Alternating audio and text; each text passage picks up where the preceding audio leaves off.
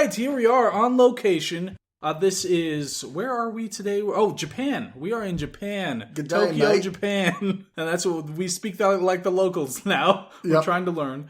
Sydney, Japan. Sydney, Japan. And we are talking about The Dark Knight Trilogy, Christopher Nolan.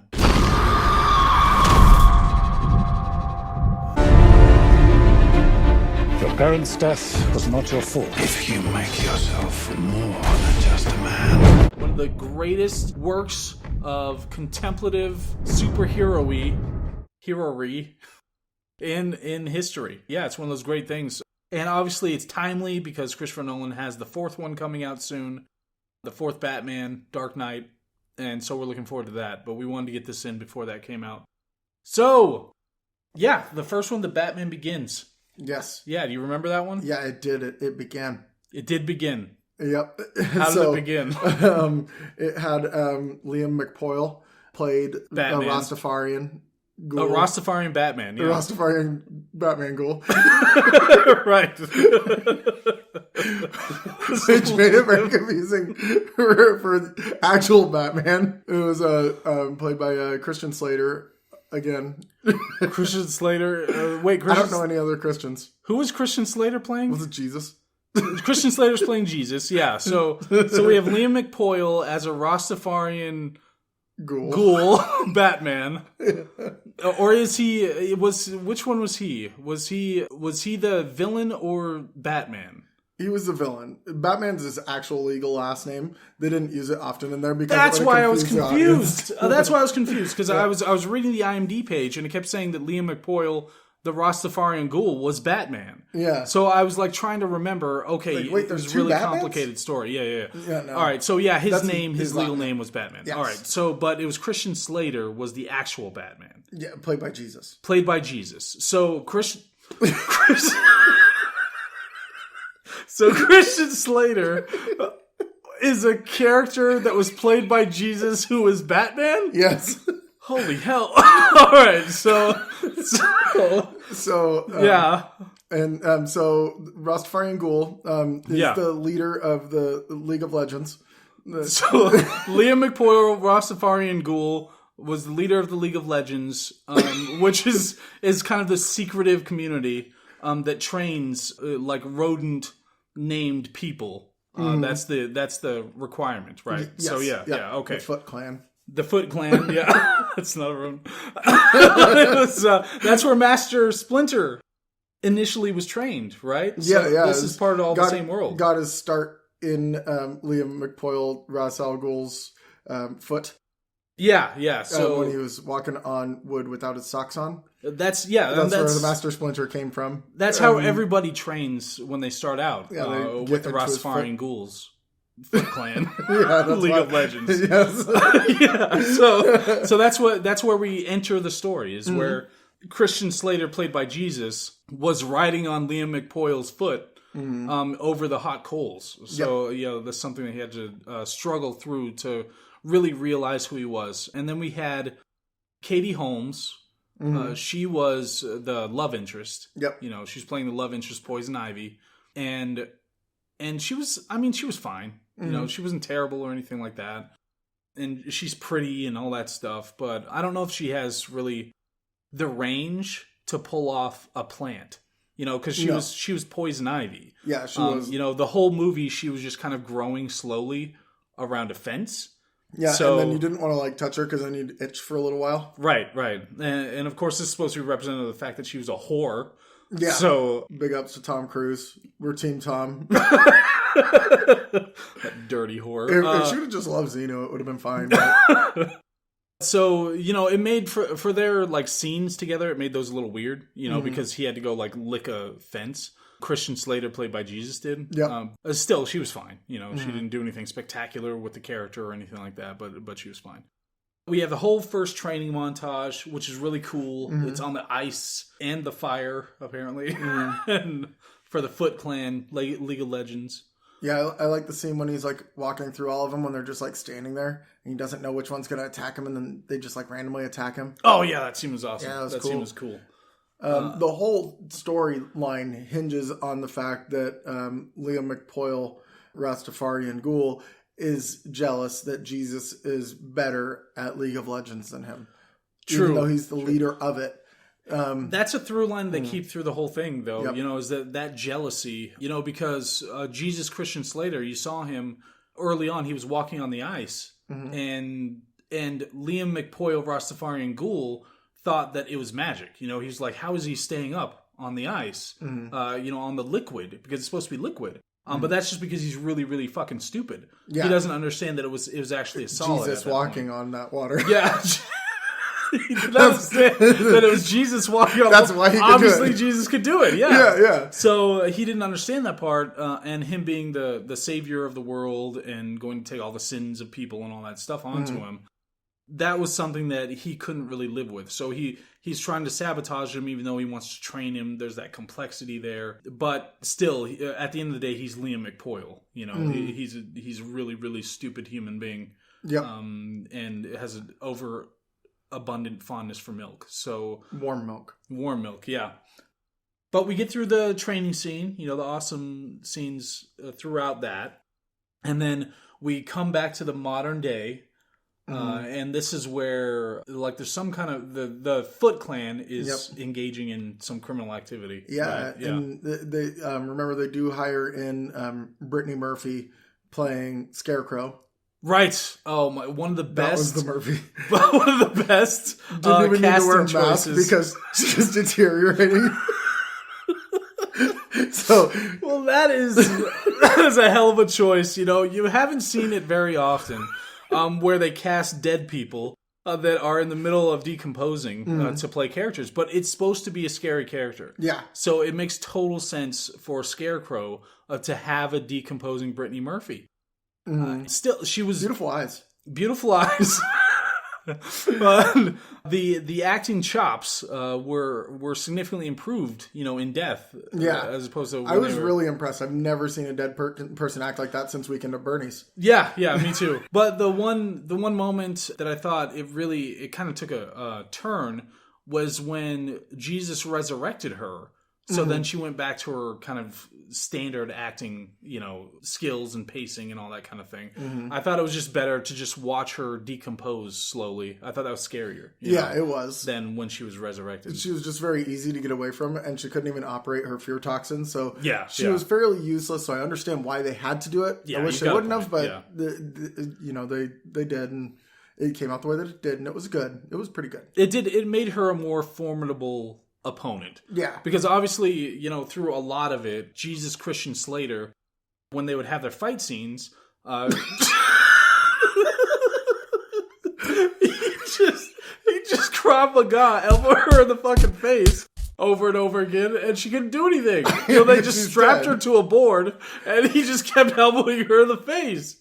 And it just wasn't a good fight scene. It just seemed kind of one-sided. It was very one-sided. I mean, he didn't even hit the other side of her. It was always the same side. Always right elbow to the left cheek, over and over and over back again. Into the left.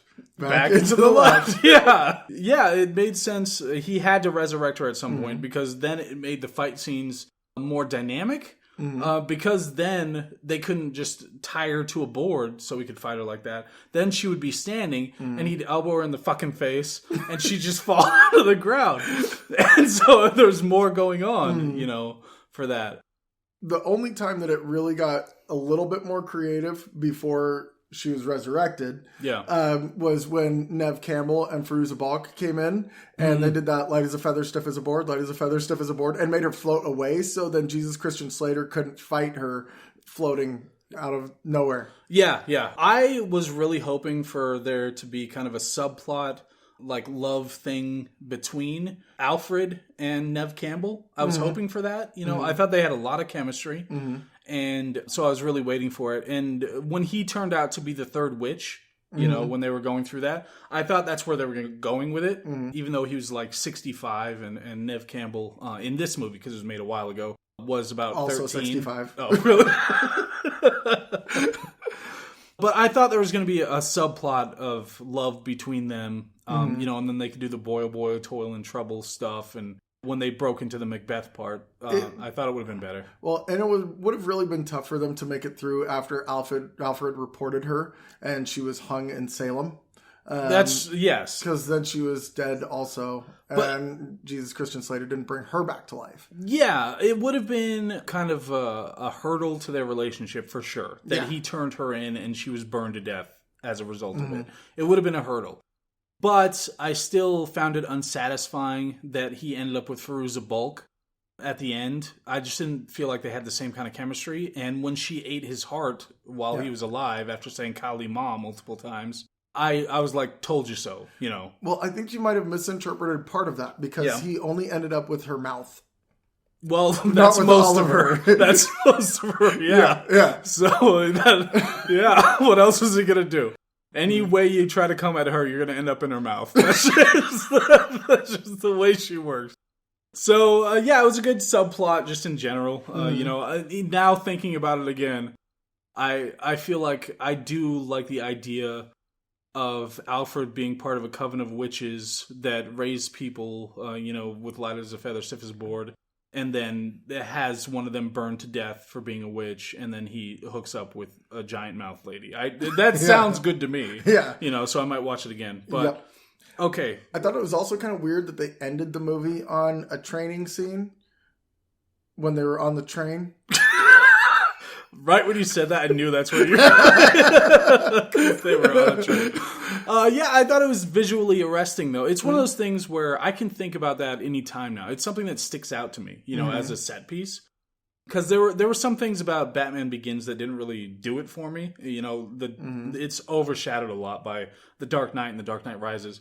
Where we get a lot of Batman. You know, a lot of Batman and more memorable villains, you know, besides just dead Brittany Murphy. But that set piece of the train going into Gotham, you know, a lot so that. That's how I envision Gotham most of the time. That sort of really dark Art Deco Deco with trains running through it like that. Yeah. So when you have the fight between Jesus Christian Slater and the Rastafarian Ghoul Liam McPoyle. When they're fighting on the train, and he's dousing them with the warm milk, and Jesus Christian Slater is throwing the fishes at him. It's just, I think it was really well choreographed and it was really interesting. Yeah, and I mean, I thought it was a little bit cheap that the fight got kind of like tipped heavily in Jesus Christian Slater's favor when Denzel Washington came in and was like, it's training day. And then they both were punching him and fighting him. Then it was 2-on-1. And I mean, like, what are you going to do against him? Because King Kong don't have shit on him. Well, that's why I think that they actually took the turn of having Rastafarian Ghoul Liam McPoyle call King Kong so they could test that theory out. Remember when he had that line about that? Yeah. Where he's like, well, King Kong just shit on you. Yeah. That was a good line. Yeah, that was a great line. And then it led King to Kong, that German scat scene. German scatted. Yeah, exactly. So when King Kong German scatted, then it was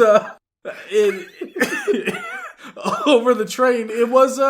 It was something that really brought in the weakness of Denzel Washington's character, because Denzel Washington's character, he was boasting, you know, over boasting and overconfident about the control that he had on the area. So when he says King Kong ain't got shit on me, then when King Kong's shit is on him, then he has to come to terms with that. Yeah. You know, and there's nothing that Jesus Christian Slater can really do about just being covered in shit. You know, that's not one of the powers that he has. So Denzel Washington just had to deal with that. And then when Rastafarian Ghoul Liam McPoyle took the bath salts and then ate off Denzel Washington's face, then it was like, wow. Yeah, now we're evening up. Yeah, now we're evening out. And then, of course, you know, King Kong ate Christian Slater Jesus whole. Yeah, and you thought that was the end of the movie. But he cut himself out like Hercules cuts himself out of the neck of the Hydra. Yes, yeah, exactly. And then King Kong... with the lightsaber. King Kong grows 2 more heads. Yeah, so you've got Jesus Christian Slater with the lightsaber and King Kong with 2 heads at that point. And then Liam McPoyle, Rastafarian Ghoul, retires. You know, he announces his retirement. They have a whole ceremony. where he says that this isn't the life that he wanted. It's strange that all this takes place on the train, by the way. All on the train, yeah. He invites family and friends and all the people from the Foot Clan. Master Splinter was there. Yep. And does a big speech, and this is all while Jesus, Christian Slater, was fighting King Kong, and keeps cutting his heads off and keep getting more and more heads. And, yeah. Well, and it helped that he just had that one last thing, like at his retirement party. He's like, well, I've got a particular set of skills. And then he uses that to distract all of the heads of King Kong. So he would leave the train finally. So they could have a moment alone. And the skill, of course, was the striptease. Yep. So it's amazing striptease incorporating the warm milk. And it's really just, I mean, it was something, it distracted me. I wasn't expecting the milk to come from where it did, though. We should not dive into that anymore. Well, of course not. It's not sanitary. We can't dive into that milk. But yeah, so then the King Kong was distracted by that, and he's just watching Liam McPoyle, the Rastafarian Ghoul, strip teasing. And that's when Jesus Christian Slater gets the final blow on King Kong, the Hydra King Kong. And it was totally, I mean, there were a lot of unexpected things in this fight scene, so I think it was totally worth it. Yep. Yeah. It was a good movie. I'm glad we watched it in the basement. In the basement. Yeah, I don't know why. In the basement. Okay. So that was Batman Begins. And it took a long time for that one. That was Batman Begins. I definitely give that one, I'm going to give it 6 of the hamster dances out of maybe 42 squirrel stripteases. So these hamster dances, are they from the old Kia Soul commercials? Yeah, that's the one. I knew it. Yeah.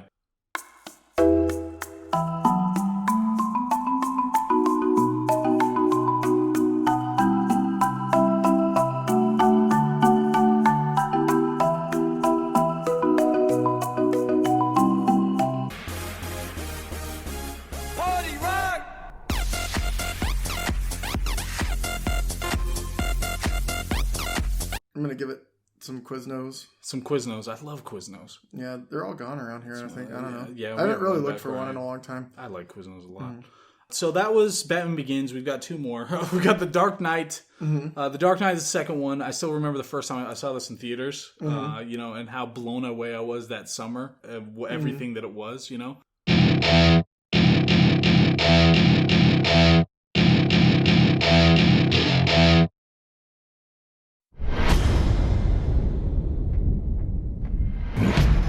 A year ago, these cops and lawyers wouldn't dare.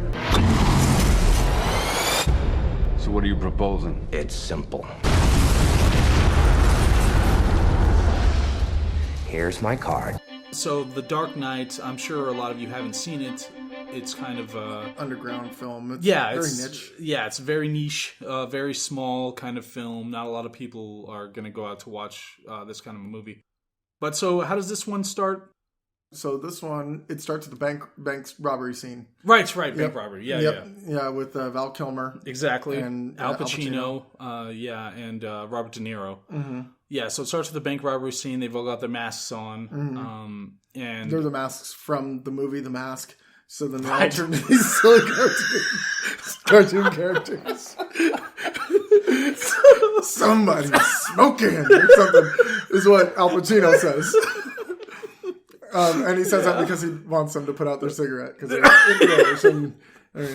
inappropriate. I totally, I remember that. I thought it was surprising they were so worried about the smoking when they were in the middle of a bank robbery and everybody's freaking out and having like dog faces. Their eyeballs are popping out of their heads. Eyeballs popping out. Auga! Yeah. How much money they were going to get. I thought that was weird. But yeah, so they go through this whole scene where they're like betraying each other and being really weird and over the top and all that stuff. And then he finally puts a grenade in the one guy's mouth, Pauly Shore, shoves a grenade in his mouth and then drives away on the school bus.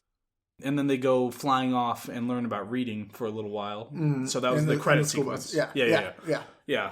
So this was when Heath Ledger came in and we find out that he was one of the ones in the masks. Yeah, and he's teaching the kids about reading and math and centaurs. And centaurs, that's the really important lesson that he wanted to get across.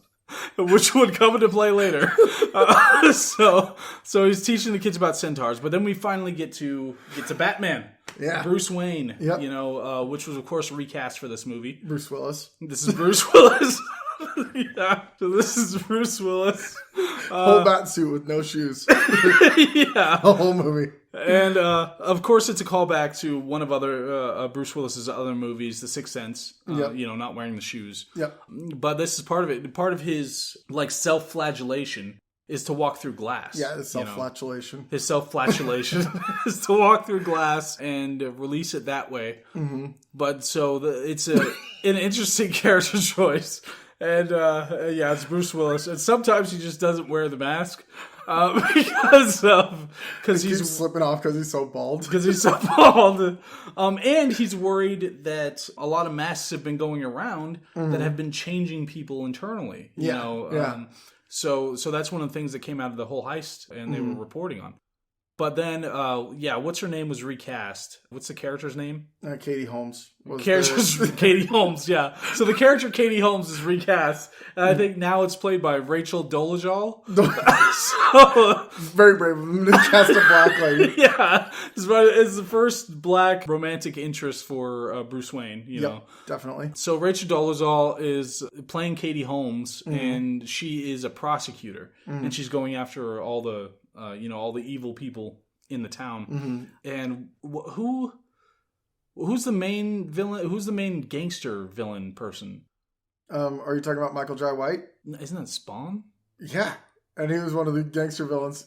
Okay. He's also Black Dynamite. Yeah, he was the one in the room. Yeah. When he did the pencil trick. I ain't scared of no Joker. I'm Mr. T. I think that's what he said. But there were other like big business gangster people too. There was that Asian one. Carmine Falcone. Falcone. Yeah, it's kind of the big name one. And what's the other one? I don't remember the other one. But there's a couple big families that are the big crime families, and then all the low level people in the middle. Yeah. So the Clintons, of course, were one of the big crime families, and then you've got the Falcones, and you've got the Asian ones, which are the Yakuza. The Yakuzas. Yeah. That's their name. So all of them. That's their first names. So that's one of the plot elements is that Bruce Willis has to go to Japan, and he has to jump out of a plane or something, right? He has to jump into a plane. He has to jump into a plane. Skyhook. To Skyfall. Yep. To bring back. That was after.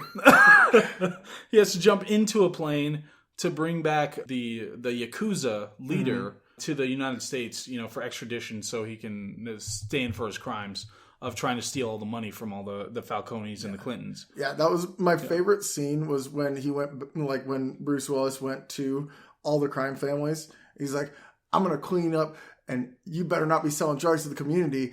And then the one guy was like, "But Black Knight, I'll sell drugs to the community."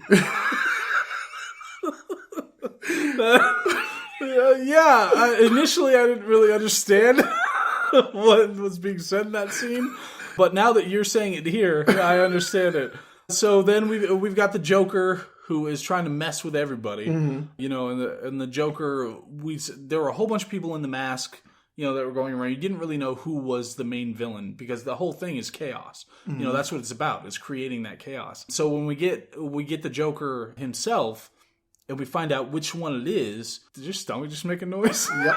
It was a real one, too. Yeah, when we find out who the Joker really is, then it's a really momentous moment, to figure it out. That it's, what's his name? Air Bud.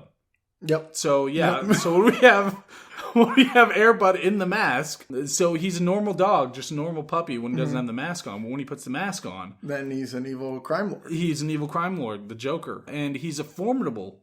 rival to Bruce Willis and to Rachel Dolezal and to Aaron Eckhart, right? Yep. Is that his name? Yeah, yeah. And Aaron Eckhart, too, who's he's the DA. He's supposed to be the one who's cleaning up the city. So I think the rivalry there is actually a really good one. They set up a lot of good pieces there. Yeah, yeah. One of my favorite other scenes was when Airbud, the Joker, was on the phone with his cell phone company. And they thought he wanted to talk about his billing. And then he said, "It's not about the money. it's about sending a message because he was having a problem with his text messaging.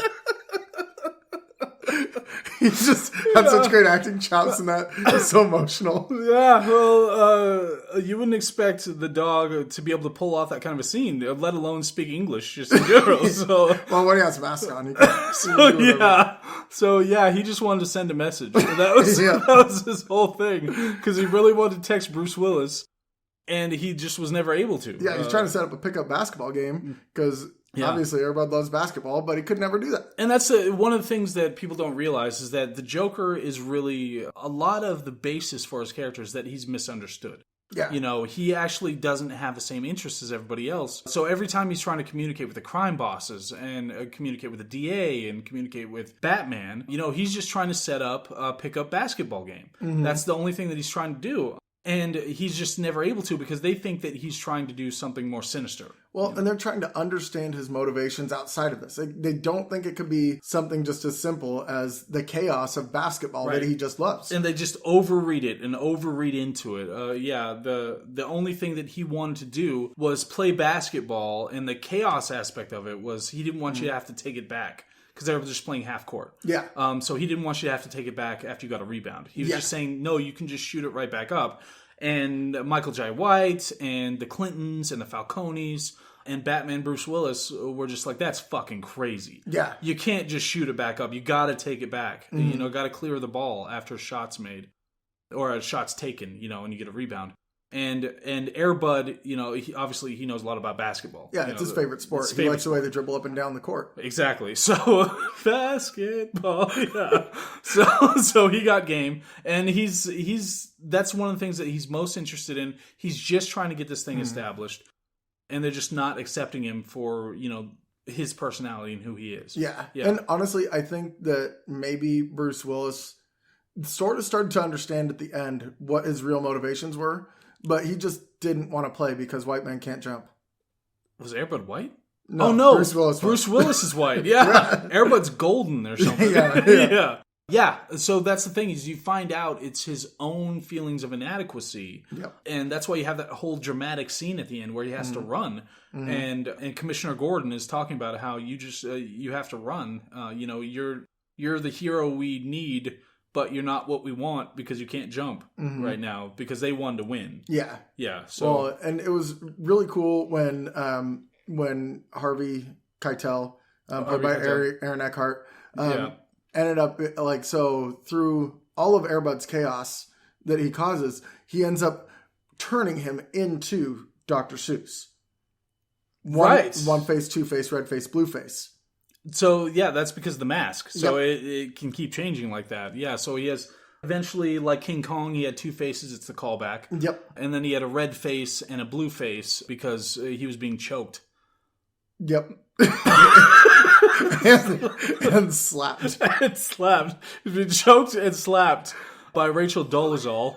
And so that was what was causing that issue. Mm-hmm. But eventually, you know, that was one of the most amazing scenes in the whole movie. Mm-hmm. You know, because he's having this fight with Rachel Dolezal, and he's hanging upside down and being choked and slapped, and then he bites her face off, and like murders her. He like holds, you know, both sides and shakes her back and forth, and then tears her head off and eats the face off of her, and then like spends at least 4 or 5 hours eating the whole rest of her body and throwing it up and eating it again. Yep. So it was very typical. Yeah, it was a pretty like straightforward death scene. It was my one thing where I'm just like, can we just like give up on some of these cliches? I don't want to see this again. I see this in almost every other movie. Every Marvel movie, we saw it in The Rock. Saw it in like the Hallmark Channel. Hallmark, Yep. How the Grinch Stole Christmas and your face and head. Yeah, that's right. That's the full name of the movie. Every Dr. Seuss movie, Moesha had a scene with the eating and throwing up, eating again. Yeah, that's right. It was a good thing you reminded me. But yeah, Gulliver's Travels. It's so many times we've seen this scene. So it's not. You feel like they have to be more creative, especially with such an interesting villain, you know. But it was good to see Rachel Dolezal get her comeuppance for all the, you know, weird things that she said. about baby powder, when she was talking about baby powder. Yep. And mohawks. Yeah. And mohawks, yeah. The Indians, not the haircut. The haircut.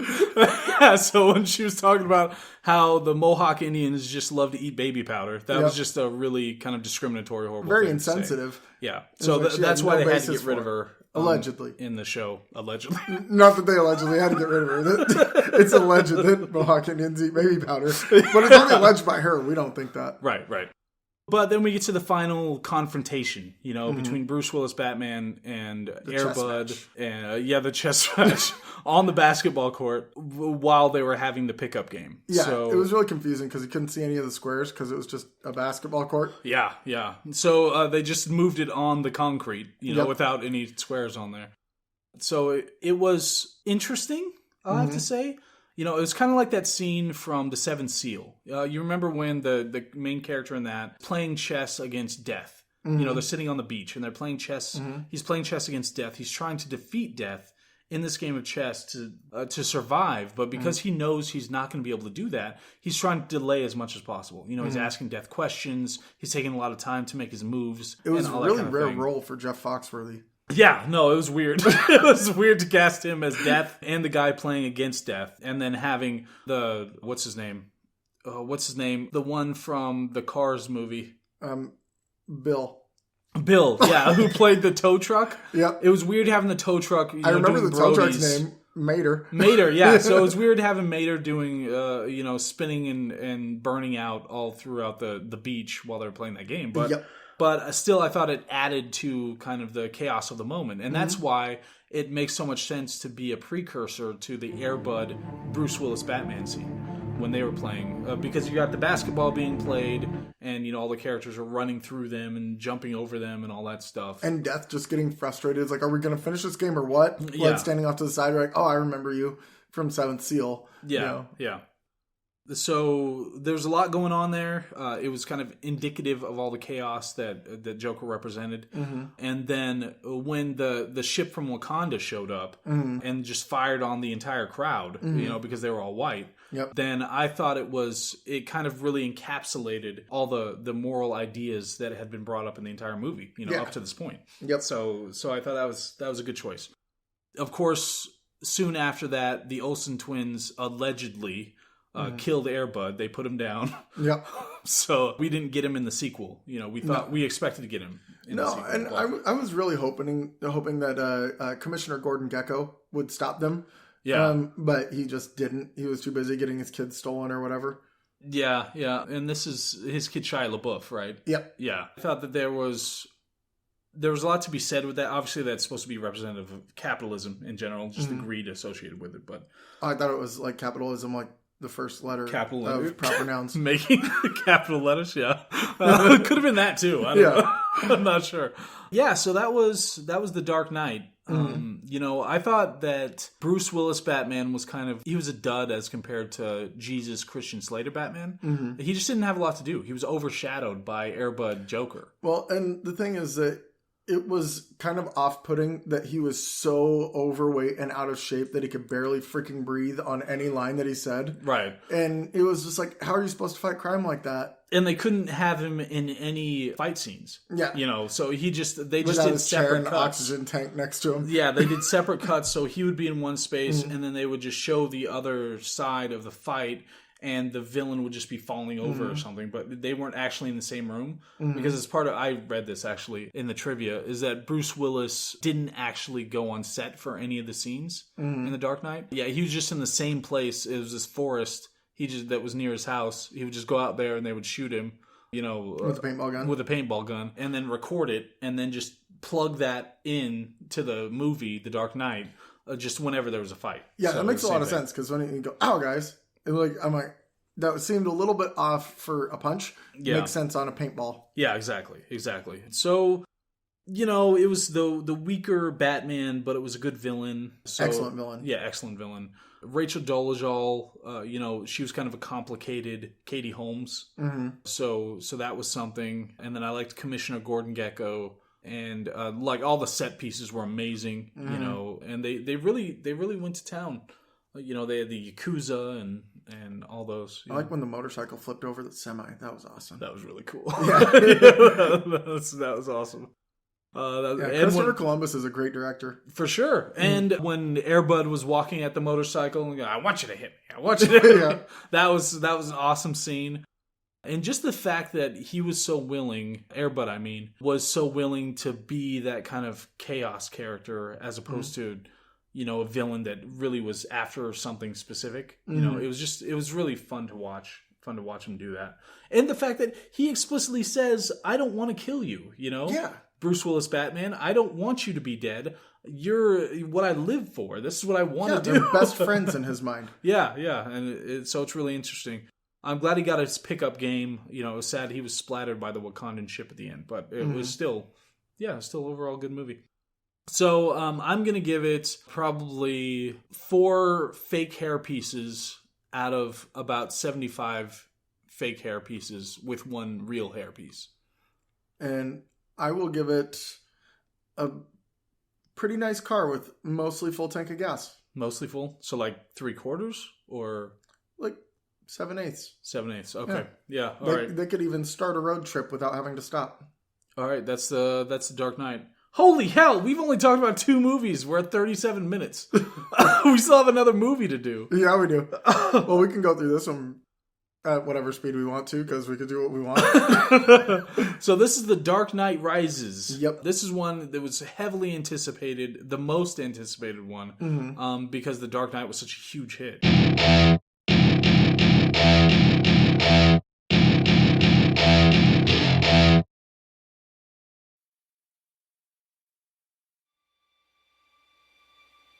There's a storm coming. You sound like you're looking forward to it. What are you? I'm Gotham's reckoning. Do you think he's coming back?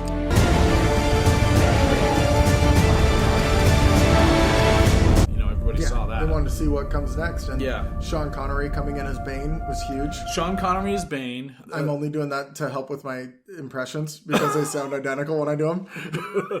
And then Christian Bale actually steps in as Batman in this one, which I thought was an interesting choice. I didn't see Because him on the as first Batman. 2, he bailed. Yeah, he bailed. So it was weird to see Christian Bale here. And of course, he played the farmer version of Batman. Yep. So he was baling hay for most of the movie. It was weird that he wore coveralls. They were black coveralls. Coveralls, yeah. And the hat. Yep. With the bat ears. Yep. And he had the straw sticking out of his mouth. Yep. But it was kind of a down-home, kind of Batman. So it felt like it was more accessible to the regular person. And then we have, return of amazing characters from the comics. We had Catwoman. Halle Berry is Catwoman. We had... she would have been great in the basketball scene in the last movie. Why? Remember when we reviewed Catwoman and we talked about the basketball scene? No. Oh, maybe we just talked about it personally. It's one of the greatest scenes in film history. I don't think we brought it up. But, so we've got Catwoman and we've got Bane. Sean Connery's Bane. Who are the other characters in this? Joseph Scarecrow comes back. Does he in this one? Yeah. I thought he came back in the last one. We forgot to mention it. No, it was in this one because when the whole city gets locked down and all the criminals get released, right. He's the judge. Yeah, he's the judge. So we get Brittany Murphy back to do that part. So that's good. We get Joseph Stalin that plays the cop that wants to learn. Stalin. Yeah, he was an orphan kid when he was, and that's when he originally met Bruce Wayne, right? Yep. And he actually figured out that Bruce Wayne was Batman because he has like Professor X, abilities to be able to read minds. And he also read the comics. And he read the comics, yeah. So nothing better to do in an orphanage. Yeah, he's never actually used his abilities. Yeah, he has them. He has them, but he doesn't know how to use them. But he did read the comics. So they're widely available, and they detail that Bruce Wayne is Batman. Yep. So he figured it out that way. Joseph Stalin was an interesting character. and so you've got, initially they set up Bane. Obviously Bane is one of the most diabolical and scary characters. He's just so powerful. He's extremely smart. He's just difficult to scheme against and extremely powerful. He's just formidable on every front. Right. And so that's why I thought it might not have been a great idea to hire like the 85-year-old Sean Connery as Bane. Well, they kind of hit it well because they had one of the facehugger aliens that they just stuck to his face for the whole movie. See, that's what... I think that maybe they did that so they could switch him out with like body doubles. Yep. And that's why he grew in size several times over Yep. Whenever he was about to go into a fight scene. Yeah. Or wasn't smacking a woman. So that makes a lot more sense now. Yep. And it made him scarier, too. When he's fighting with a facehugger, he just, that was scary stuff. He couldn't see, so that made it kind of weird. But it was pretty terrifying. Yep. Yeah. It was almost a Darth Vader situation with Edward James Olmos doing the voice. Yeah. So that's, anybody who doesn't know, whenever the facehugger went on, then he would sound like Edward James almost. He'd say, "Oh, Salinas," or whatever he says. And it would be a totally different voice, but it made sense because it was being muffled by the facehugger. Yep. Yeah. And he was being orally impregnated. And orally impregnated, right. And you could hear that in his voice throughout the movie. But it built more anticipation because now you were waiting for the Xenomorph to come out, later in the movie. So, yeah, Sean Connery did an excellent job. His body double with the Edward James Olmos voice, they were really great. Like the scene where he broke the bat, he lifted it up and actually breaks his back. Where Sean Connery breaks his back. Because of the lifting action. He wasn't actually in the scene, but watching it from the side, it just looked strenuous, so he broke his back that way. He was just lifting his hand. Yeah, Christian Bale was fine. He had a question. He needed somebody to help him to the bathroom. So he's raising his hand and broke his arm. Excuse me. Or he was reaching for a light switch. He was like, "I shouldn't even need this. I was born in the dark, molded by it." That's what they had recorded that and put it into the movie. Actually, they had to shoehorn it into that speech, so it didn't seem like it fit. Yeah, but it was a good speech. Just spontaneous by Sean Connery there. So we have Brittany Murphy's doing the thing where she's telling people to go onto the ice and all that stuff. And Christian Bale is working with Catwoman, and she's doing what else was she doing? A dance number with Taylor Swift and Billy Corgan. Billy Corgan? From Smashing Pumpkins. Okay.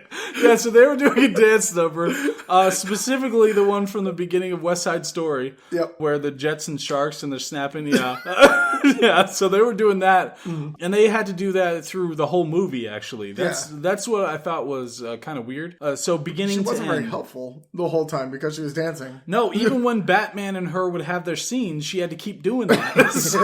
So he would come in and then be in the middle of the dance number, and they'd talk about it. She'd be like, "A storm is coming, Mr. Wayne," and the Jet and Shark stuff right after that. Yeah.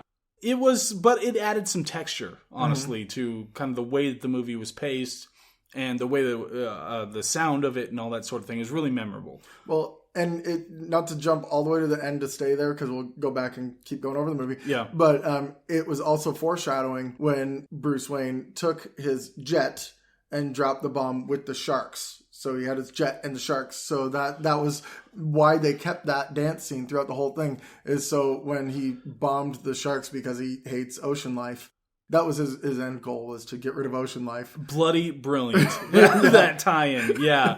And then when the squids and the whales rose up thereafter and helped Bane take over the city, I think that all tied so many things together because, like you said, Batman hated marine life.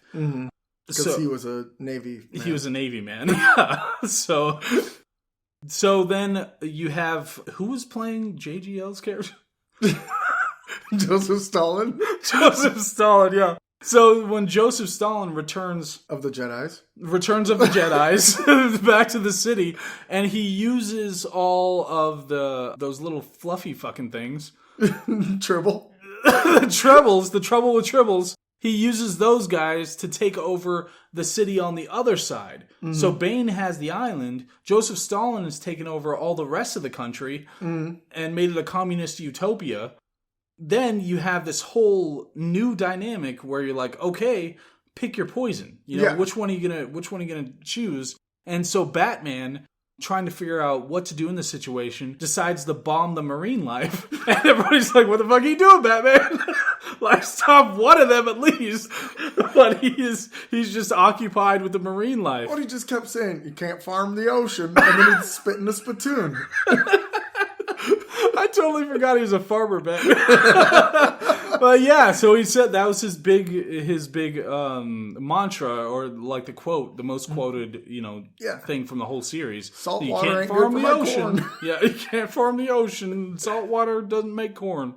Yeah, and so he's just doing that over and over again, and Catwoman's doing her dance number. So that's why you have, toward the end of the movie, you have a completely unrealized surprise hero that comes out of nowhere, to take out Bane. Yeah. And that was the dog from Balto. I was really hoping you'd go Kavik the wolf dog. I think that's what I was trying to think of. So very good classic movie. That Balto goes for Bane. Kavik the wolf dog takes out Joseph Stalin. And you have these two epic fight scenes, between these dogs and giant people that are just going and going. And that's, of course, when you have the return of Air Bud. We thought that he got splattered by the Wakandan ship. And he did, but he was like liquid metal, and he just, came back together. Recongealed. Yeah, so and then, because we had Stalin going on the one side, and then at the Pacific Theater, that's the name of the theater where the Yakuza guy came back to. Right. That's where Air Bud USA went after him in the Pacific Theater. Right, and he was just yet again trying to set up a pickup basketball game. And the Yakuza didn't understand what he did. Didn't understand. He's like, I'm sorry, you recongealed dog. What do you mean? We don't have to take it back. That was one of the funny, awkward moments. Was then when one of the representatives of the Yakuza came out to meet him, and he has to go back and tell the lead Yakuza person, and he's like, "Yeah, so a liquid metal dog that's wearing a mask." He wants to set up a pickup basketball game, but he doesn't want to take it back after he scored. So it's understandable the lead Yakuza guy was like, "What?" and didn't immediately accede to that. But so then that's when obviously the squids and the whales came out, and they ate all the Yakuza. Yeah, they went full blown Moesha. Another 4-hour scene. They recycled it again. Yeah, again, we keep seeing this. But then Air Bud, he gets eaten by one of the giant squids, but because he's liquid metal, he recongeals inside, cuts his way out, and then the giant squid grows scissors, and the giant squid grows another head. Do they have heads? Sure. Kind of have heads. They have beaks. Yeah, so grows another beak, and then there's that whole battle and everything.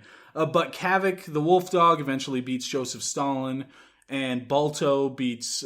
Who is it? Batman? Sean Connery. Yeah, Sean Connery Bane. He just jumps on him and gnaws at him in the chair, and they fall over. Lovingly.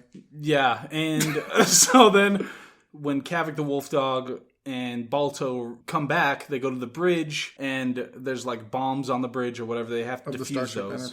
Of the Starship Enterprise, they get beamed up. So they're trying to figure out how to defuse these bombs on the Starship Enterprise, that's where Professor X is, and the guy from the Fantastic Four, Mr. Fantastic, and who is it? It's like Miss Marvel or whoever, all the like the major heroes, of this dimension. Wolverine, but the animal Wolverine. Yeah, just a little Wolverine who also has claws that come out of his. It's an adamantium skeleton and claws that come out. And then but a college it's just student, the Wolverine. Yeah, from Michigan State. Yeah, Michigan State. Who's also a Wolverine. Because they couldn't find Hugh Jackman, so they just went around getting anything that represents a Wolverine. But yeah, so they end up on the Starship Enterprise, and the dogs are trying to defuse these bombs.